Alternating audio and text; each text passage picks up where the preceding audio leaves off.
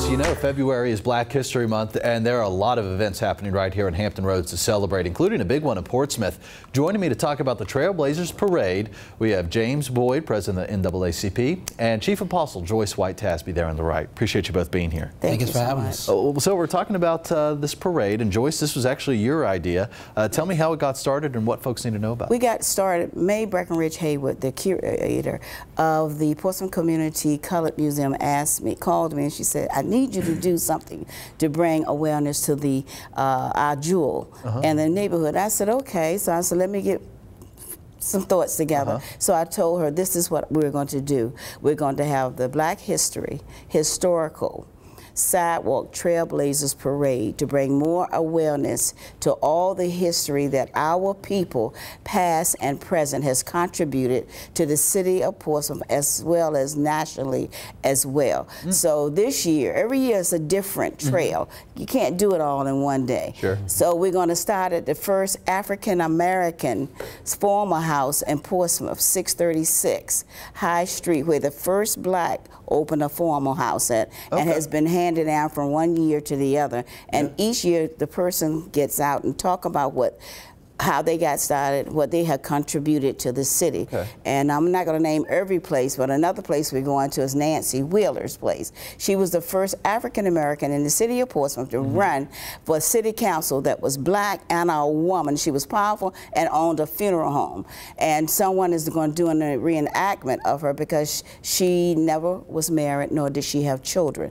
Then another place we're going to, the Stylist Cuts. That's a young person who started a business with zero and has risen from out of the trenches, and whose shoulders he now stands on of others. Gosh, I'm sure you could spend a whole full weekend doing this. You can. James, why should folks go out and see this? You know, last year I had the opportunity to go last year, and it was so powerful.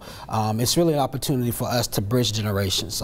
Often we read about history, not often do we able to get to experience it. And what Apostle Tasby has done with her team is given us an opportunity to go back during that time to learn lessons, to view our history so that we can move forward. So this is going to be an opportunity for our citizens in Portsmouth to experience the history, living it, and actually going through, experiencing different things as Apostle Tasby outlined. It's going to be so impactful. Last year I had the opportunity to speak there. It was probably one of the most unforgettable, unbelievable things that I could experience last year, so it was fantastic. It's a great way to educate ourselves about some of the rich history in this area.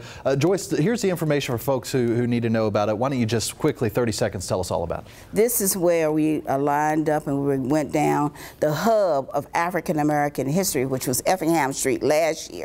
And people dress up of who they would like to represent. And one of the places we stopped in was the Cafe Emporium, which is now, it used to be the Catholic Club, then they changed their name.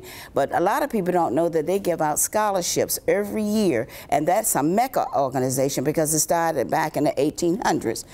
And we're going to keep that on the trail and every year because they have so much rich history. That's a picture of it right now. One of the programs that they put on, and that's the building right there. Very good. And Mr. Liverman, his parents at one time started too. All right, Joyce, thank you. And tickets are $10. We're going to put this information online, and we'll be back right after.